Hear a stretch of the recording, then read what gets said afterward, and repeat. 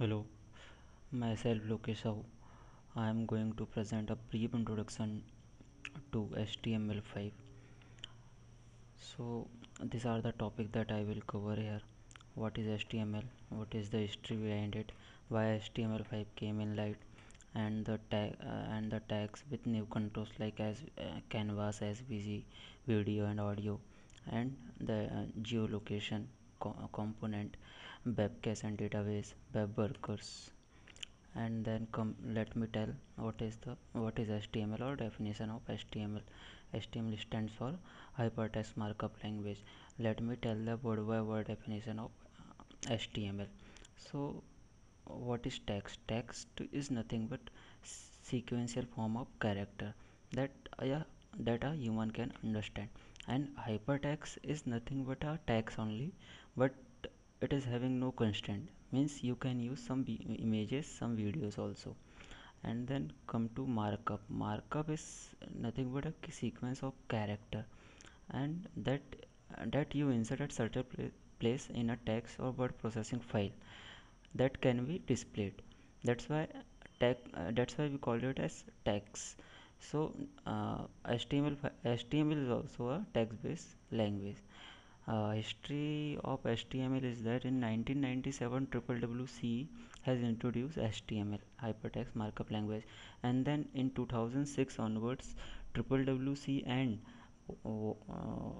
WWG, the Web Hypertext Application Technology Working Group, has started working together and then introduced HTML5.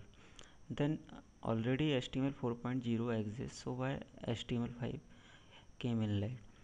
Because it is having some characteristic like it is having new elements with new attributes, and it supports of CSS3. It is having video and audio tags with new controls, and we can draw some 2D and 3D graphics with new with some tags. And then it provides local storage, and it provides some SQL database also, and some web applications also. So these are the these are the things that are majorly known for HTML5, that is graphics, geolocation, storage and speed. Let me describe one by one. Like graphics is a a major thing of user interface. So for that purpose two tags were used, like canvas and as SVG tags are used.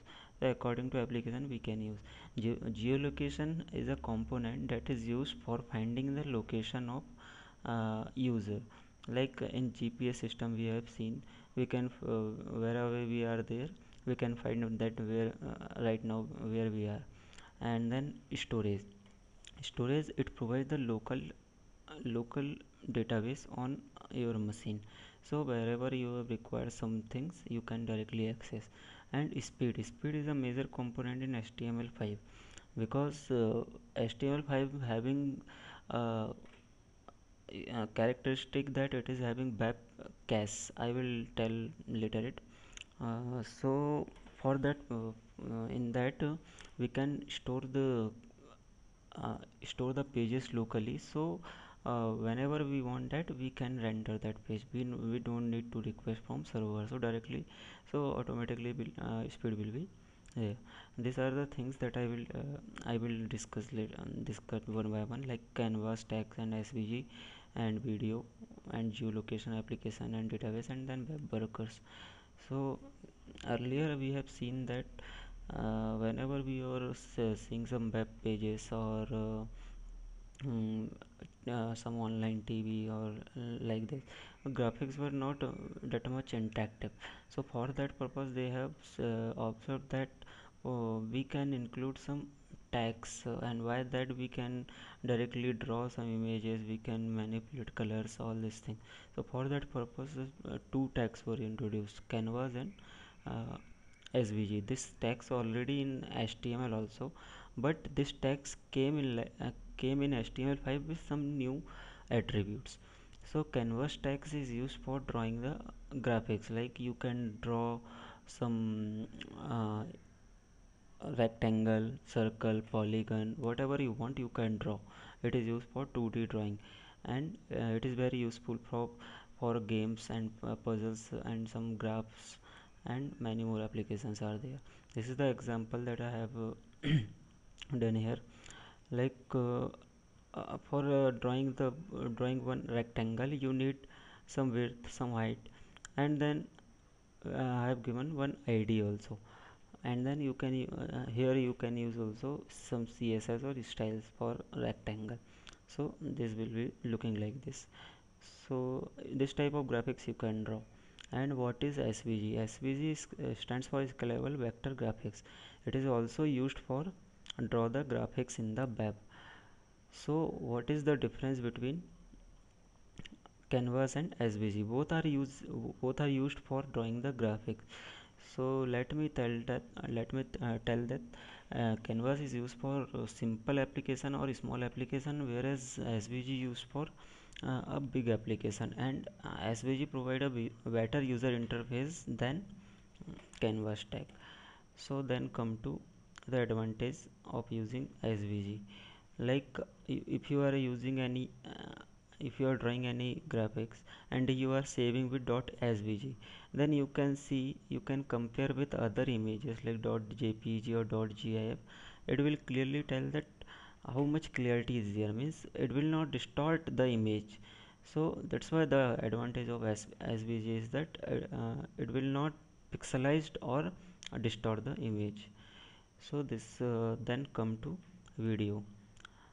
That we have seen that today in web applications or in websites, video is playing major role. Like in every web page we can see the link of YouTube.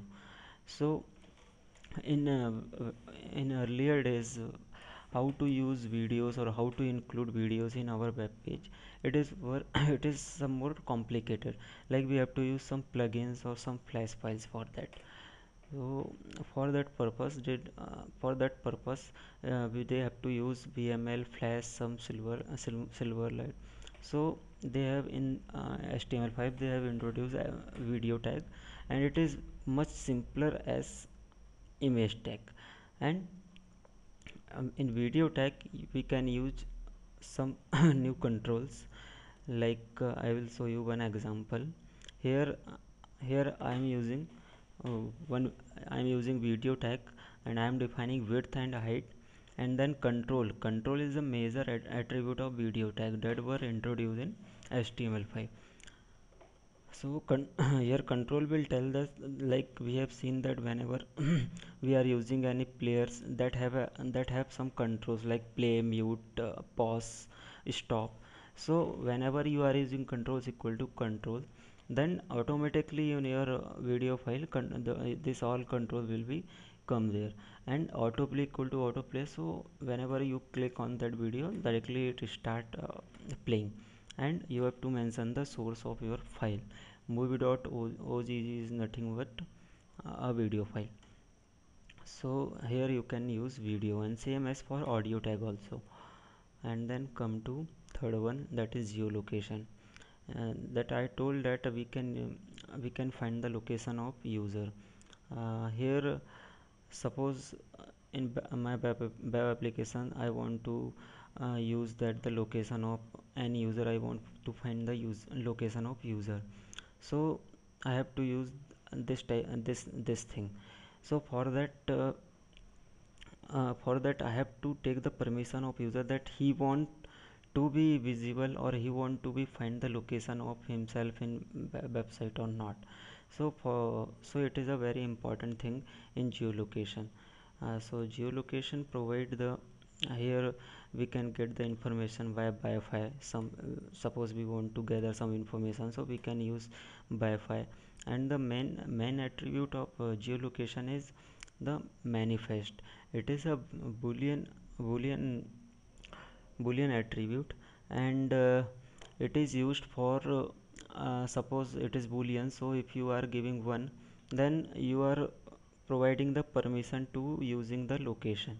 So it is a very important. And if you are using 0, then you are not giving the permission. So we can give the uh, whether we want our location or not. So for security purpose it is better. Then already GPS and IP are exist for getting the information, so why geolocation come? So some drawback they are having, like in GPS and IP you can see it is having some it is slow, and it is having some constraint, and it is very fuzzy also. So then come to application cache and database, that I have told earlier. For speed purpose application cache is used. Means suppose I want to suppose I am using one Facebook page, and this page will I will use many times in future. So I will save this page in my local cache. So whenever I want it, I can render directly from my cache. I don't need to request from server. So that is the advantage of application cache here. And then come to database. Here database means we are storing some locally, some database. So whatever we want directly we can get from our local cache or our local database. So every time no need to request for queries and all these things, so execution time automatically will be faster here. And then come to web workers. Sometimes we have seen that whenever the some script is running on background of any web page, then all the controls that have are unresponsive, means you can't use the other controls up to that page will be responsive. So for that purpose they have used the concept of web worker. For that purpose they are using web workers is nothing but here a Java script, and whenever the page is become unresponsive and some script is going on, then directly this web worker will invoke, and you can other controls will be active, then you can use that controls also.